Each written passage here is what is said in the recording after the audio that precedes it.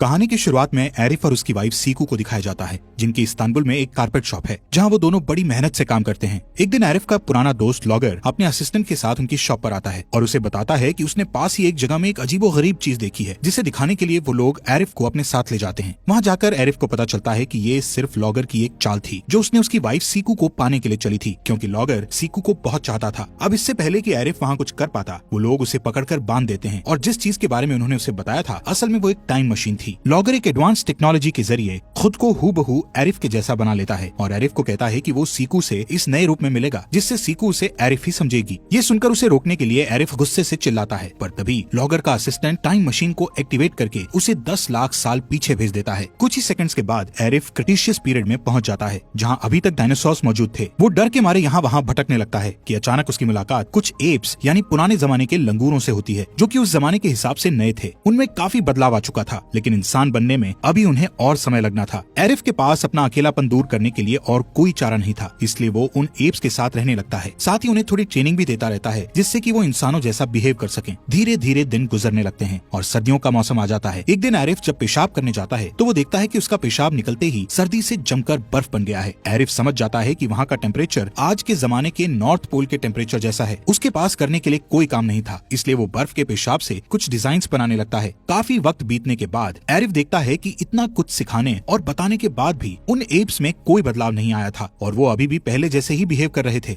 अब एरिफ को रियलाइज होता है कि अगर वो उन एप्स के साथ रहेगा तो कभी घर वापस नहीं जा पाएगा, क्योंकि ये एप्स उसकी कोई मदद नहीं कर सकते थे। इसलिए वो अकेले ही इंसानों की आबादी की तलाश में जंगल की तरफ निकल जाता है। रास्ते में उसे खतरनाक टी-रेक्स डायनासोर मिलता है, जिसकी भयानक आवाज सुनकर पहले तो एरिफ डर जाता है, पर जब उसे पता चलता है कि वो एक मादा डायनासोर है जो उससे बस अपने अंडों की हिफाजत के लिए उस पर गुर्रा रही थी, तो एरिफ फ्रेंडली लुक देकर वहाँ से हट जाता है। टी-रेक्स उसके फ्रेंडली बिहेव से खुश हो जाते हैं और उसे एक मधुमक्खी का छत्ता दे देते हैं। यहाँ पर मधुमक्खी के छत्ते को पाकर एरिफ बहुत खुश होता है, पर जल्दी ही उसे एहसास हो जाता है कि उस छत्ते की वजह से एक बहुत बड़ी मधुमक्खी उसके पीछे पड़ गई है। वो हनी भी उसके पीछे लग जाती है और उसे काटने लगती है। एरिफ अपनी जान बचाने के लिए इधर उधर भागता है। आखिर एक पेड़ के पीछे छिपकर वो किसी तरह मधुमक्खी से अपना पीछा छुड़ाता है, पर तब तक मधुमक्खी की डंक का असर हो चुका था, जिसकी वजह से उसे चक्कर आने लगते हैं और वो जमीन पर गिर जाता है। उसकी आंखें बंद होने से पहले उसे पेड़ पर 2 आदि मानव दिखाई देते हैं। वो कुछ रिएक्शन देता इससे पहले ही वो उसे अपने हथियार से बेहोश कर देते हैं। जब उसकी आंख खुलती है तो वो खुद को एक गुफा के अंदर पाता है, जहाँ ढेर सारे आदि मानव उसे घेरे हुए किसी मंत्र का जाप कर रहे थे। दरअसल एरिफ उनके लिए एक स्ट्रेंजर था, इसलिए वो सब उससे डरे हुए थे और उसे मारने की तैयारी कर रहे थे। एरिफ को उनकी भाषा आती थी, इसलिए वो उनके सरदार डिमी से कहता है कि वो फ्यूचर से आया हुआ एक आम इंसान है और वो उन्हें किसी तरह का कोई नुकसान नहीं पहुंचाएगा। उनकी बात अभी चल ही रही थी कि एक आदमी आकर खबर देता है कि एरोजेंस आए हैं। एरोजेंस एक अलग कबीला था, जिसका सरदार कारगा था। वो लोग काफी समय से डिमी के कबीले पर जुल्म करते आ रहे थे। एरोजेंस जब भी आते डिमी के कबीले वालों को मारते पीटते और उनका खाना और औजार वगैरह लेकर चले जाते थे। इस बार कारगा डिमी के कबीले से 3 सबसे स्ट्रॉन्ग लोगों को किसी खास काम के लिए अपने साथ ले जाने के लिए आया था। बदकिस्मती से एरिफ भी उनमें से एक था। जब वो साथ चलने से इनकार करता है तो कारगा उसे बेहोश करने वाले तीर से बेहोश करके अपने कबीले की तरफ चल पड़ता है। रास्ते में टेसो नाम के एक जंगली के सिर पर पत्थर से चोट लग जाती है और वो घोड़े से जमीन पर गिर जाता है, जिससे उसका दाहिना हाथ टूट जाता है और वो दर्द से कराहने लगता है। ये देखकर कारगा को लगता है कि वो मर गया है और वो लोग उसे दफनाने लगते हैं कि तभी एरिफ, जो कि होश में आ चुका था, उन्हें रोक देता है और कहता है कि टेसो मरा नहीं है, सिर्फ उसका हाथ टूटा हुआ है। ये कहकर वो उसके हाथ पर मरहम पट्टी करता है, जिससे टेसो को बेटर फील होता है और वो एरिफ को अपनी जान बचाने के लिए थैंक्स कहता है। जब वो लोग गाँव पहुँचते हैं तो एरिफ को पता चलता है कि वहाँ असल में कारगा के भतीजे काउलिया का राज चलता है, जो कि टेसो का बाप भी था।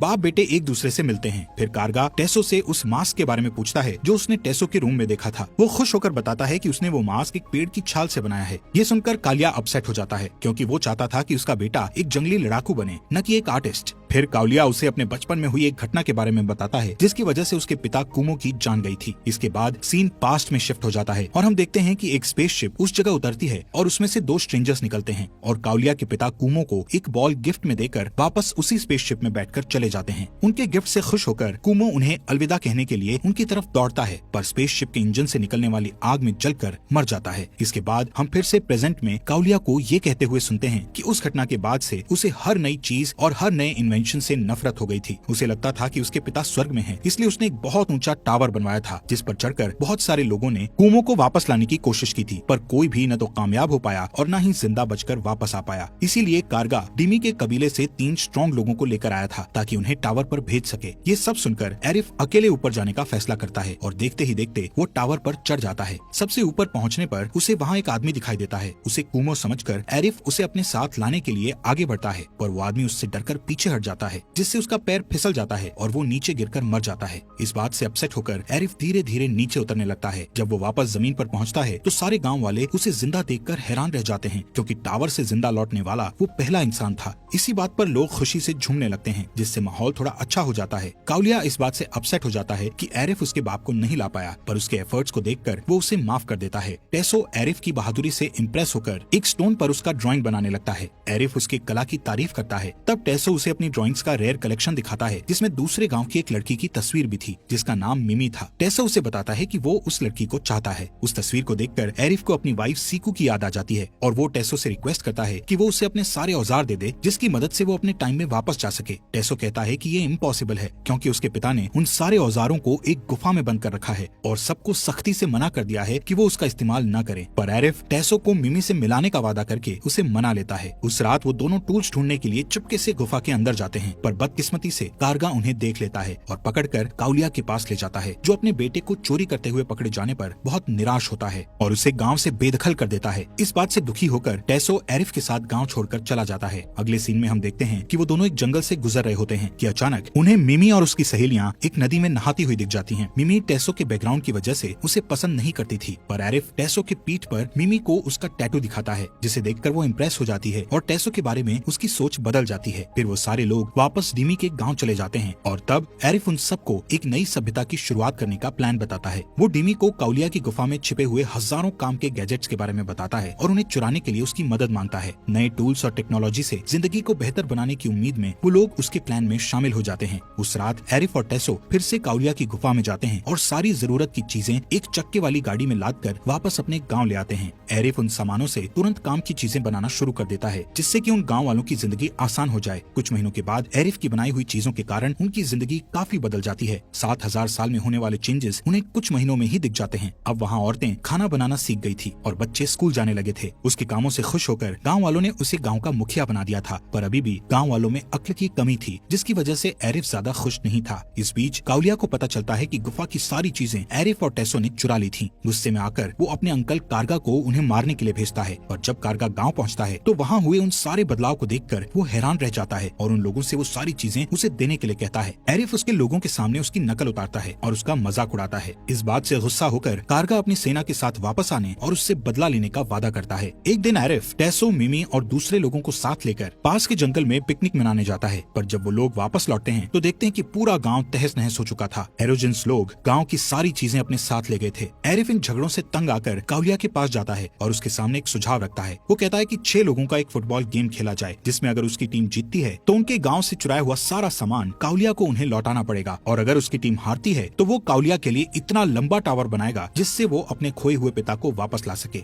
इसके लिए काउलिया तुरंत मान जाता है। तब इस बात का खुलासा होता है कि एरोजेंस अपने मरे हुए बाप कूमो की याद में काफी समय से बॉल गेम खेलते आ रहे हैं। कूमो का खास बॉल उनके लिए एक खजाने जैसा था, इसलिए काउलिया को एक टीम बनाने में कोई दिक्कत नहीं थी। वो अपनी टीम में 6 सबसे मजबूत, तगड़े और ताकतवर लोगों को चुनता है। दूसरी तरफ एरिफ भी अपनी टीम के लिए खिलाड़ियों का चुनाव करता है, पर बदकिस्मती से उसके लोगों ने कभी फुटबॉल खेलना तो दूर, फुटबॉल टीम जैसी किसी चीज का नाम भी नहीं सुना था। इसी बीच मिमी बताती है कि कुहारा नाम का एक पुराना एरोजन गोलकीपर उनके गांव में रहता है। वो फुटबॉल से रिटायर हो चुका था। उसने एक मैच में 8 गोल किए थे। एरिफ उसे खेलने के लिए मनाने की कोशिश करता है, पर वो खेलने से इनकार कर देता है। ये देखकर डिमी गोलकीपर बनने के लिए तैयार हो जाता है। एरिफ और टेसो फॉरवर्ड स्ट्राइकर्स बन जाते हैं और बाकी खिलाड़ी दूसरे गाँव वालों को बना दिया जाता है। इसके साथ ही एरिफ और उसकी टीम सख्त ट्रेनिंग में जुट जाते हैं। मिमी और दूसरी औरतें टीम के लिए फुटबॉल जर्सी बनाती हैं। एरिफ और उसकी टीम प्रैक्टिस करते करते अच्छे से फुटबॉल खेलने लग जाते हैं। जल्दी ही वो खास दिन आ जाता है। सारे लोग जोश से भरे होते हैं, लेकिन बदकिस्मती से खेल की शुरुआत से ही एरोजेंस लोग उन पर भारी पड़ने लगते हैं। वो लोग बड़ी आसानी से अपने दुश्मन को पस्त करके 4 शानदार गोल कर लेते हैं। एरिफ की टीम का एक खिलाड़ी हाफ टाइम से थोड़ा पहले 1 गोल करने में कामयाब हो जाता है और इस खुशी का जश्न मनाने के लिए वो इतनी तेजी से दौड़ता है कि पास चल रही आग में गिर जाता है। इसी बीच हाफ टाइम में डिस्कस करते हुए एरिफ उनसे कहता है कि वो दरअसल दूसरे ग्रह से आया हुआ एक एलियन है, जो इस प्लेनेट पर अच्छे खाने की वजह से रह रहा था। उसके पास कुछ सुपर पावर्स थे जो गेम को आसानी से उनकी तरफ पलट सकते थे, पर उसने अब तक उन पावर्स का इस्तेमाल नहीं किया था, क्योंकि उसे डर था कि इससे किसी को चोट पहुंच सकती थी। क्योंकि अब उसकी टीम की जीत का सवाल है, तो उसे एलियन कैप्टन बनना पड़ेगा।